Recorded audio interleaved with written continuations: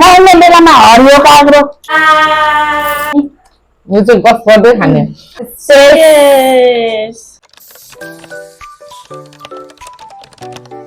आजको डिसेसहरु चाहिँ यस प्रकार रहेको छ। यहाँ छ हाम्रो चटपटे फ्राइड राइस, करेन्ट हामीले चाहिँ 10 प्याकेट्स अफ करेन्ट पकाएर रेडी गर्छौं, लेमन, बोइल एग, अनि यहाँ पनि चटपटे, अनि सम सैलेड अनियनमा, अनि हामीसँग छ चिसोमा ड्यू।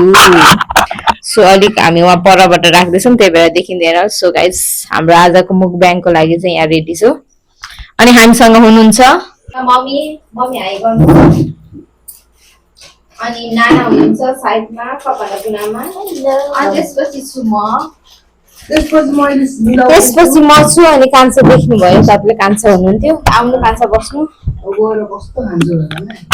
अनि दुईटा मात्रै प्लेट ल्याउनु भएको प्लेट चाहिँ फेरि मम्मीलाई एउटा दिदीलाई एउटा तपाईलाई एउटा अनि कोही एउटा प्लेट चाहिँ खानु न हो सो आज चाहिँ हामी गफ गर्दै खान्छौँ। दादीलाई चिसो दानु न यहाँ ल्याइदिनु मलाई जानु जानु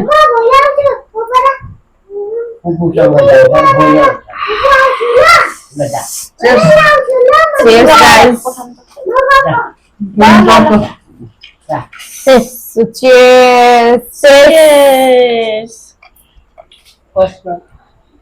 First bite हाम्रो पनि विषय त अर्कै लाइनतिर लागिसकेको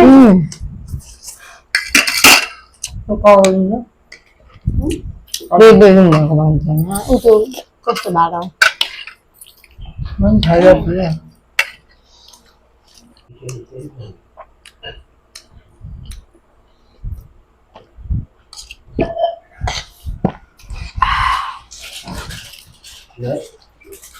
नातिले अर्डर गरेर सो आज चाहिँ श्रावण 15 अनि हामी त चुपचाप खान थाल्यौँ।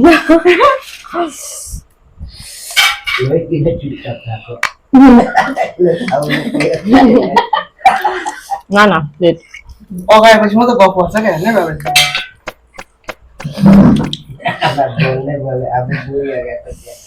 कहाँ नि बोल्नु हो त नि अगाए कम्पिटिसन होइन अनि यो चाहिँ गफ गर्दै खाने।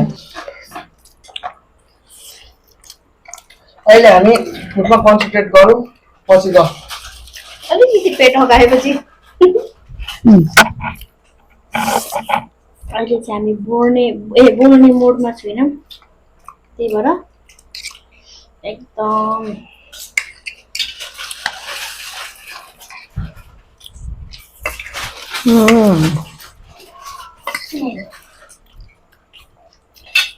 कागज खाने गाडी ब्याग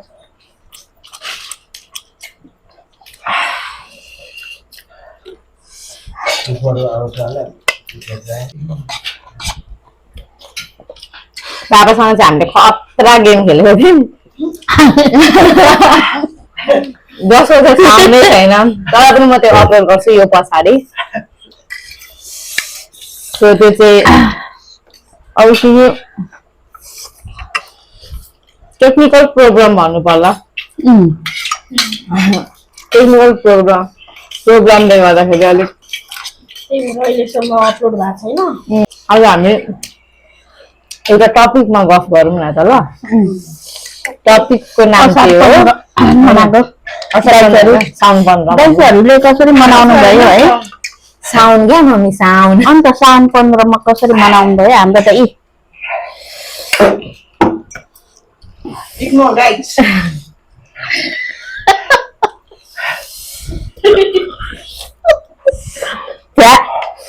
दिनचर्या त खोइ खाएको हो मेरो बुढीलाई त्यही गर्ने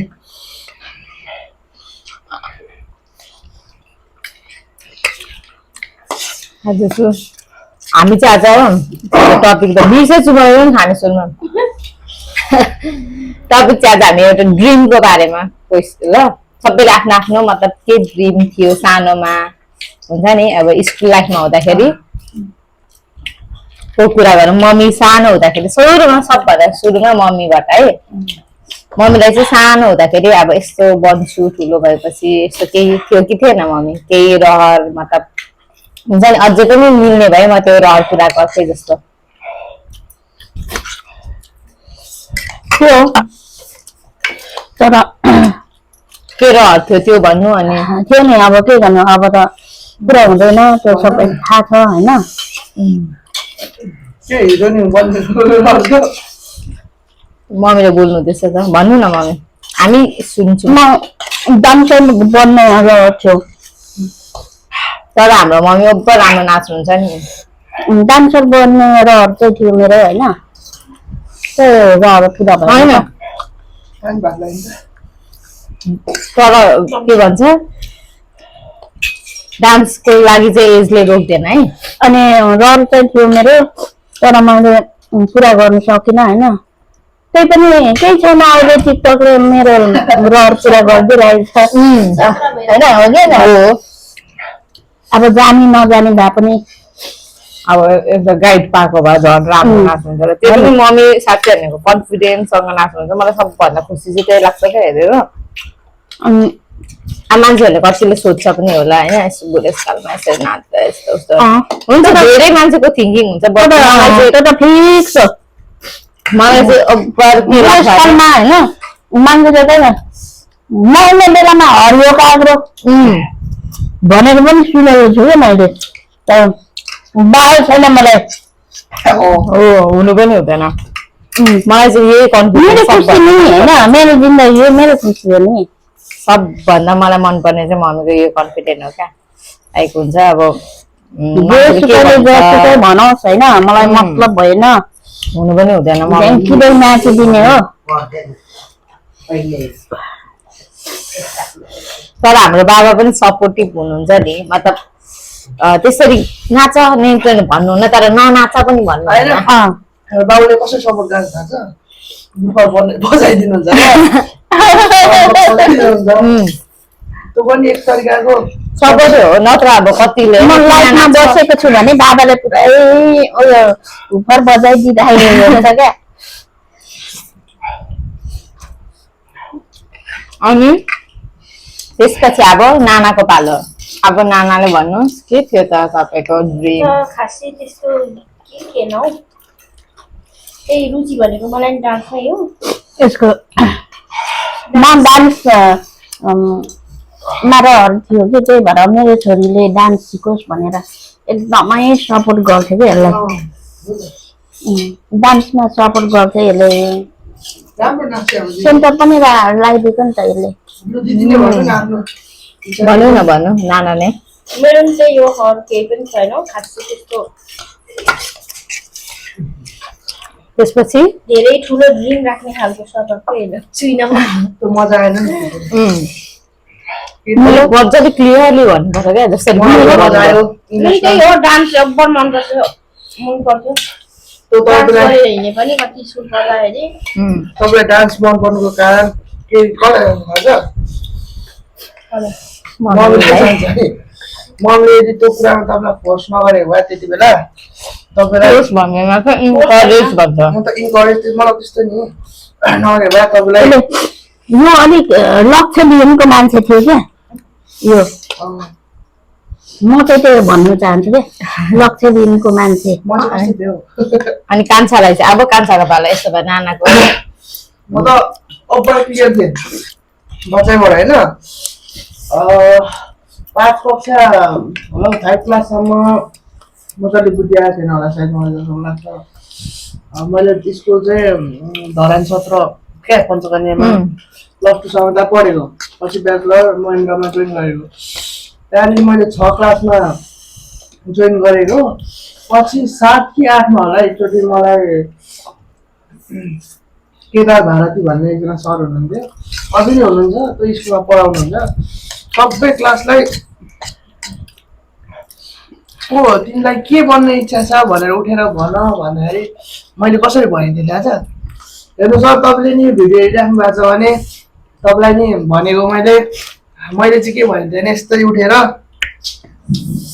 यस्तो गर्दै बने त बन्न चाहन्छु भने चाहिँ हो म सानैदेखि अलिकति त्यस्तो कुरामा अलिकति इच्छा देखाउने बोल्नु अलिकति कन्फिडेन्ट थियो जस्तो लाग्थ्यो मलाई अलिक सामाजिक सेवामा अलिक आबद्ध थिएँ नि मम्मी सामाजिक सेवामा अलिक म आबद्ध थिएँ त्यही कारणले अलिकति पोलिटिक्स मलाई मन पर्थ्यो हबी भनौँ कि अब त्यसलाई उद्देश्य भनौँ पछि अब सुरुमा क्लियर भएर पनि पछि निरन्तरता दिँदै जाँदै गर्दा कता कता जिम्मेवारीले होइन पढाइको कन्टिन्यूले अलिअलि थिचे जस्तो भएर अहिले के भन्छ असक्रियता थियो तर पहिलेदेखि मलाई चाहिँ अलि हुन्छ नि त्यो त भविष्यमा पनि हुन सक्छ सकिन्छ तर मलाई चाहिँ पहिलेदेखि समाज सेवामा रुचि भएको कारणले पोलिटिक्स अलिक मन पर्थ्यो पोलिटिक्स गर्नु मन लाग्थ्यो एउटा हुन त समाज सेवा गर्नुको लागि सोसियल वर्क गर्नुको लागि एउटा मात्रै वे चाहिँ होइन पोलिटिक्स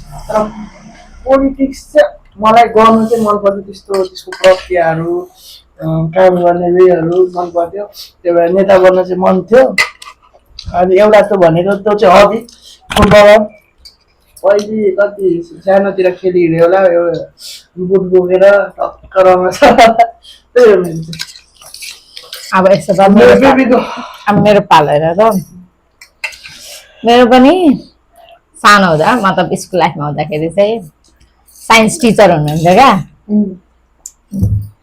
साइन्स टिचर हुन्थ्यो जसको नाम चाहिँ थियो निरज खवास अनि सर र मेरो चाहिँ एउटै नमिल्ने क्या मतलब पुरै नमिल्ने क्या कहिले पुरै नमिल्ने अब म मेरो पढाइ सानोमा साह्रै राम्रो थियो होइन फर्स्टहरू ल्याएको थियो तर पनि त्यो सरले चाहिँ मलाई कहिले पनि प्राउड गर्नुहुन्न थियो क्या जहिले के भन्नुहुन्थ्यो एकदम घमण्डी छस् त्यसरी भन्नुहुन्थ्यो क्या मतलब अब तैँले ल्याइस् पढिस् तर पनि त घमण्डी छस् आफ्नो घमण्ड गर्छस् अनि कुन दिन तँलाई यो घमण्डले खान्छ यस्तो काइन्ड अफ भन्नुहुन्थ्यो अनि त्यही सरले हामीलाई एकचोटि सोध्नुभयो हामी थियौँ त्यतिखेर एसी दिनुभन्दा अगाडि उयो हुन्छ नि ब्रेक टाइम हुन्छ नि पढाइको त्यो टाइममा हामीलाई चाहिँ डे होस्टेल राख्नुभएको थियो नि त्यो डे होस्टेलमा हामीलाई सोध्नुभएको थियो क्या अनि सबलाई सोध्नुभएको थियो के भन्छस् भनेर सरी अनि सबले चाहिँ अब सबैजना हाम्रो चाहिँ फेरि निकै ट्यालेन्टेड स्टुडेन्टहरू छ साँच्चै अहिले पनि उनीहरू पढ्दैछन् गर्दैछन् राम्रै छन् होइन सबैजना ट्यालेन्टेड सबले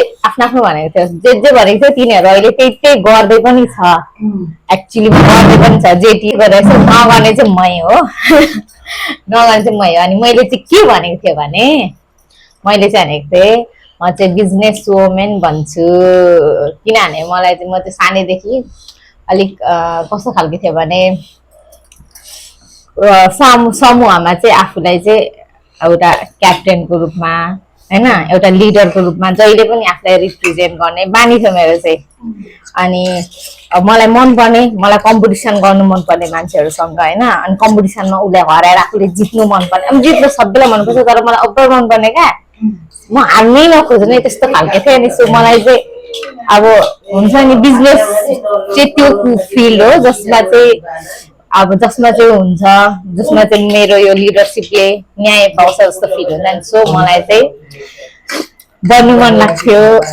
बिजनेस वुमेन र म ट्राई गर्नेछु अझै पनि किनभने मसँग टाइम छ जस्तो लाग्छ र म त्यो पुरा गर्छु एक दिन हुन्छ नि क्या मलाई त्यसको लागि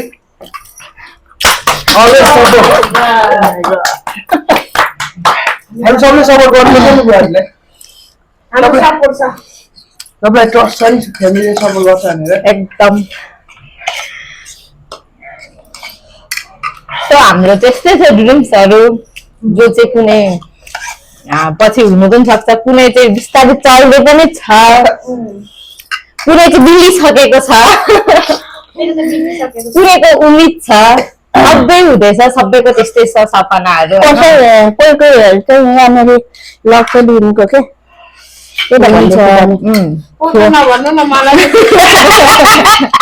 होइन कोही कोही त्यस्तो हुनु पनि पायो यो बन्छु त्यो बन्छु भन्ने प्रेसर नलिकन लाइफ इन्जोय गर्ने मान्छे हुन्छ त्यस्तो पनि त्यो पनि राम्रो कुरा हो क्या हामीले त्यो कुरालाई पनि एप्रिसिएट गर्नुपर्ने हुन्छ किनभने के थाहा अब कसैले आफ्नो लक्ष्य भने के भयो त नि सबैभन्दा धेरै त मै हो अब भनेको मैले नि खाएँ क्या गाइजहरु अब के बन्ने अब त के बन्ने त भनिहाल्यौँ अब त्यो सपनाहरू चाहिँ कसरी छुट्यो अनि अहिले हामी चाहिँ के गर्दैछौँ भन्ने क्वेसन आउँछ। त्यो क्वेसनको अब एन्सर चाहिँ स्टार्टिङ मम्मीबाट। सो मम्मीको चाहिँ सपना कसरी छुट्यो अनि अहिले के गर्नु हुँदैछ भन्ने कुरा गरौँ। मेरो त छुटेको त भनिहालेको छु। मैले बिहे गरेर नानीहरू भयो अनि आफ्नो जिम्मेवारी थप्यो। छोराछोरी बढाउनु पर्यो, लेखाउनु पर्यो, हुर्काउनु बढाउनु पढाउनु पर्यो।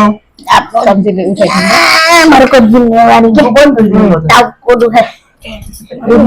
अनि त्यसपछि छोराछोरी जति छोराछोरी बढ्छ नि त्यति टेन्सन पनि बढ्छ क्या गाइसहरू। के गर्नु यो कुरा त हजुरहरूलाई पनि थाहा होला है गाइसहरू। अनम्यारिड कपल पर्सनहरूलाई थाहा हुँदैन नि त्यो पनि हो। अनि छोराको पनि छोरीको पनि बिहे गरिदिए। अब छोरीको पनि बिहे गरिदिए। अब त लगभग मेरो जिम्मेवारी पुरा भयो जस्तो लाग्दैछ कि। म त खास भन्नु पर्दाखेरि नि अब त फेरि हो क्या हो नि हुनुपर्ने हो खास गरी होइन। कसैको टेन्सन नगरिकन होइन बस्नुपर्ने फिल्ममा क्या चिलमा हुनुपर्ने हो क्या बस्नुपर्ने क्या। अनि के गर्नु कहिले कहिले अब टेन्सन हुन्छ त्यस्तै हो गाइसहरू। तर अहिले पनि मम्मीले टेन्सन भए पनि अब 2 थाल रुचि हाल्छ है। अनि ज्यान अब बाक्ले खाइ नसक्नु छ अब गाइजहरू यही हो आफ्नो त।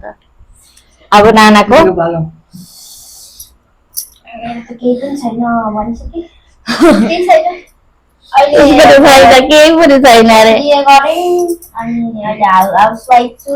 छोरा भएको छ, छोरा तिहार छु बस्छु। फ्युचरमा हुन्छ रिगाउट जे हुन्छ फ्युचरमा हुन्छ। अब जे हुन्छ राम्रैको लागि हुन्छ भन्न।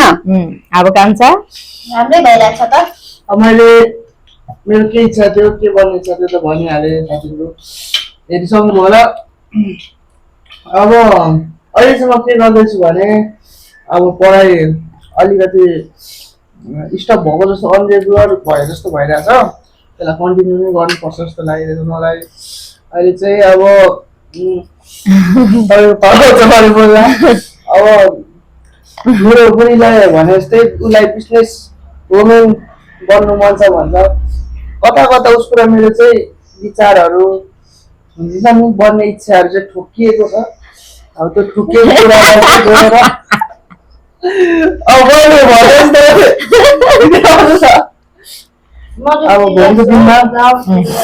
भोलिको दिनमा गएर हामी एकअर्कालाई साथ दिँदै हेर्नु है अब हाम्रो चाहिँ इन्डिङ भइरहेको छ है। सकियो सबै भइरहेको छ। हाम्रो चाहिँ एकदमै सही तरिका सही कुरा चाहिँ एउटा के छ भने हाम्रो सधैँ हामीले चाहिँ हाम्रो घरमा हाम्रो परिवारमा चाहिँ यो केराको पत्तामै भात खाने अनि यो यसमा कतिवटा कुराको चाहिँ यहाँ बचत भयो त भाँडा मोल्ने साबुन अनि पानीको नि बचत भयो, भाँडा मोल्ने साबुनको नि बचत भयो। अस्ति नआउँछ एकछिन बस्नु एकदमै अल्छेहरूको लागि चाहिँ नि प्रफिट भइरहेछ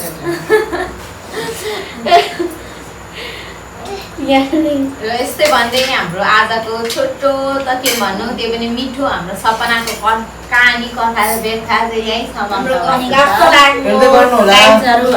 हाम्रो कथा कहानीहरू हाम्रो अब के भन्नु विचारधारामाहरू